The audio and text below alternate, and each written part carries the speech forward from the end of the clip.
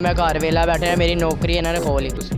ਜ਼ਾਹਰ ਹੈ ਕੋਈ ਚੰਗੀ ਸ਼ੈ ਹੀ ਹੋਏਗੀ ਤਾਂ ਖੋਲਿਆ ਨਾ ਉਹਨਾਂ ਨੇ ਰੋਜ਼ੀ ਰੋਟੀ ਕਿਸੇ ਦੀ ਬਣ ਜਾਏਗੀ। भूखे मर गई हैं, 16 करोड़ आवाम फनाह हो गई है। पप पप पप पप जियो पप।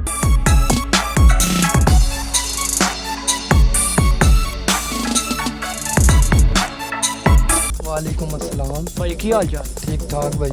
ਅੱਛਾ ਭਾਈ ਇਹ ਦੱਸ ਯਾਰ ਗਵਰਨਮੈਂਟ ਨੇ ਜਿਹੜੀ ਪਬਜੀ ਬੰਦ ਕਰਤੀ ਸੀ ਤੇ ਹੁਣ ਫਿਰ ਅਦਾਲਤ ਨੇ ਖੋਲ੍ਹਤੀ, ਕੀ ਕਹੇਗੇ ਇਸ ਹਵਾਲੇ ਨਾਲ? पप जी की वजह से जौन सा ना मेरा रोज़गार चलता था, मेरे जेब में पैसे आते थे, मेरा अच्छा खासा सिस्टम चल जाता था। ठीक है, इन्होंने जब पप बंद किया, ठीक है, उसकी वजह से जौन सा ना मुझे बड़ी तंगी हुई है, मेरी जेब में से पैसे भी ख़त्म हो गए हैं। ठीक है, मैं बहुत तंग हो गया था, आवाज़ार हो गया था। तो अब अदालत ने खोल दिया, अदालत को क्या कहोगे आप मैसेज? मैं इस्लामाबाद हाई कोर्ट का शुक्रिया अदा करना चाहता हूँ जिन्होंने पप खोल दिया। पप पप पप पप जियो पप। वालेकुम अस्सलाम। भाईजान क्या हाल चाल? ठीक ठाक। अच्छा भाई ये बताओ कि पबजी पहले हुकूमत ने बैन की, उसके बाद VPN के ज़रिए इसको फिर लोगों ने शुरू कर दिया खेलना, तो अभी ये हाई कोर्ट की जानिब से फिर खोल दी गई है, तो इसके हवाले से आप क्या कहेंगे? मैं ये कहना चाहता था, ये जब से पबजी इन्होंने तो अब तो खोल दी है ना, अब तो इनका शुक्रिया। ये जो इन्होंने पहले बंद की थी, पबजी की वजह से लोग भूखे मर गए हैं, 16 करोड़ आवाम फनाह हो गई है। इन्होंने पबजी बंद की है, लोगों की रोज़ी रोटी बंद हो गई, उनके पेटों पे लाते पड़ गई हैं। मैंने इमरान खान को जोलियाँ भर के बदवाई दी हैं कि इसने पबजी बंद कर दी है, लोगों को रोज़गार हटा दिया है, मगर अब इमरान खान ने पबजी खोल दिया, इसका शुक्रिया, हम इसके साथ हैं। इमरान खान जिंदाबाद। अच्छा सर ये बताएं कि पबजी है क्या? आपने पबजी के बारे में बता दिया, है क्या ये पबजी? यार ये पबजी ऐसी चीज़ है जो लोगों को, जो बहुत गरीब है उनको भूख, उनको रोटी वगैरह पहुँचाती है, ज़रिया है। अल्लाह पाक ने एक ज़रिया बना के भेजा है पबजी के ज़रिए कि लोगों को रोटी वगैरह सहूलतें, जो भी उनका छोटा मोटा काम है वो पबजी के ज़रिए निकल आता है। ये पबजी नहीं, ये पबजी माँ है। बहुत शुक्रिया, बहुत शुक्रिया। अस्सलाम वालेकुम। वालेकुम सलाम। सर क्या हाल चाल है आप? अल्हम्दुलिल्लाह जी, अल्लाह पाक की रहमत जी। अच्छा सर ये बताएं कि पबजी जो है वो पहले गवर्नमेंट ने बंद की, उसके बाद लोगों ने VPN के ज़रिए उसको हैक करके तो उधर से खेलने लग गए, तो अब जो है वो हाई कोर्ट की जानिब से पबजी को खोल दिया गया है, तो आप इसके हवाले से क्या मौक़िफ़ रखते हैं? पबजी की शै है जी।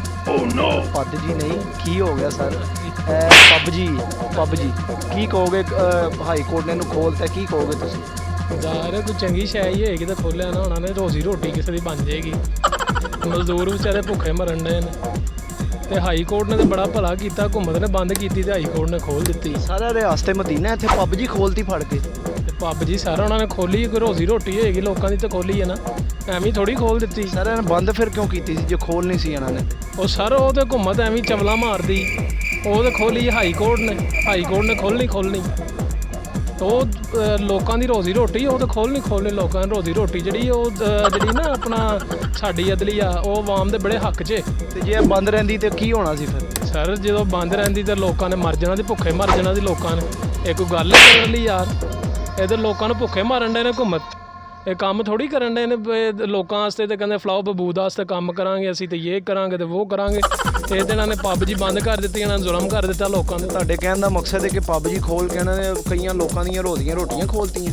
ਸਰ ਇਹ ਰੋਜ਼ੀ ਰੋਟੀ ਖੁੱਲੀ ਨਹੀਂ, ਤੁਸੀਂ ਆਪ ਹੀ ਕਹਿ ਰਹੇ ਜੇ ਹਾਈ ਕੋਰਟ ਨੇ ਖੋਲੀ, ਤੇ ਫਿਰ ਕੋਈ ਨਾ ਕੋਈ ਸ਼ੈ ਹੈਗੀ ਤਾਂ ਖੋਲੀ ਹੈ ਨਾ ਉਹਨਾਂ ਨੇ ਹਾਈ ਕੋਰਟ ਨੇ। ਇਹ ਤੇ ਬੜਾ ਚੰਗਾ ਕੀਤਾ ਹਾਈ ਕੋਰਟ ਨੇ ਖੋਲ ਕੇ, ਲੋਕਾਂ ਦੀ ਰੋਜ਼ੀ ਰੋਟੀ ਬਣ ਗਈ। ਅੱਛਾ ਸਰ ਮੈਂ ਤੁਹਾਨੂੰ ਹੁਣ ਪੁੱਛ ਤੇ ਲਿਆ ਪਬਜੀ ਖੁੱਲ ਗਈ, ਇਹ ਦੱਸੋ ਪਬਜੀ ਹੈ ਕੀ ਹੈ?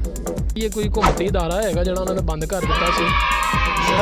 ਸਰ ਕਿਤੋਂ ਹੁਕੂਮਤੀ ਅਦਾਰਾ ਆ ਗਿਆ? ਤੁਸੀਂ ਤੇ 15 ਮਿੰਟ ਦਾ ਮੌਕਫ ਤੁਹਾਡਾ ਹੈ ਤੇ ਪਬਜੀ ਤੇ ਤੁਸੀਂ ਇੰਝ ਦੇ ਰਹੇ ਹੋ ਕਿ ਜਿਵੇਂ ਤੁਸੀਂ ਪਤਾ ਨਹੀਂ ਇਹਦੇ ਬਾਰੇ ਕਿੰਨਾ ਵੱਡਾ ਤਜਜ਼ੀਆ ਤੁਸੀਂ ਪੜ੍ਹਿਆ ਹੁੰਦਾ, ਕਾਇਦਾ ਤੁਹਾਨੂੰ ਬਹਿ ਕੇ ਤੁਸੀਂ ਰੋਟੀ ਖਾਧੀ ਹੁੰਦੀ। ਸਰ ਤੁਸੀਂ ਇੰਨਾ ਵੱਡਾ ਮੌਕਫ ਦੇਦਾ, ਪਤਾ ਤੁਹਾਨੂੰ ਪਬਜੀ ਦੇ ਬਾਰੇ ਕੱਖ ਵੀ ਨਹੀਂ। ਤੇ ਬਹੁਤ शुक्रिया सर, मेहरबानी, बहुत शुक्रिया। अस्सलाम वालेकुम। वालेकुम सलाम। भाईजान क्या हाल चाल है? ठीक ठाक।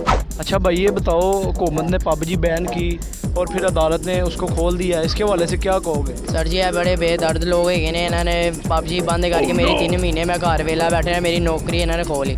ਹੁਣ ਅਦਾਲਤ ਦਾ ਹੀ ਮੈਂ ਬਹੁਤ ਸ਼ੁਕਰੀਆ, ਮਿਹਰਬਾਨੀ ਉਹਨਾਂ ਦੀ, ਉਹਨਾਂ ਨੇ ਖੋਲ ਦੀ ਹੈ। ਹੁਣ ਖੋਲਣ ਦੀ ਵਜ੍ਹਾ ਤੋਂ ਮੇਰੀ ਨੌਕਰੀ ਵੀ ਬਹਾਲ ਹੋ ਗਈ ਹੁਣ। सर नौकरी की करते हो? सर जी मैं पैपा की दुकान पर करना। ओ मरो। अस्सलाम वालेकुम। वालेकुम सलाम। बेटा क्या हाल चाल है आपका? ठीक ठाक। अच्छा बेटा ये बताओ कि ये गवर्नमेंट ने पहले पबजी बैन की, उसके बाद अब अदालत ने पबजी खोल दी है, इसके हवाले से क्या कहोगे? मैं ये कहूँगा जी, मेरे अब्बे जी की नौकरी खींच लिया, अब्बे जी की नौकरी खींच लिया, नौकरी बंद कर दिया और रेलवे में है मेरे भाजी। रेलवे में है तो उनकी नौकरी छीन ली इन्होंने पबजी बंद करके। हाँ जी। तो आप इसके हवाले से क्या कहेंगे हुकूमत को कि क्या करना चाहिए? सर मैं आपको सलवार उतार के दिखा ओए मरो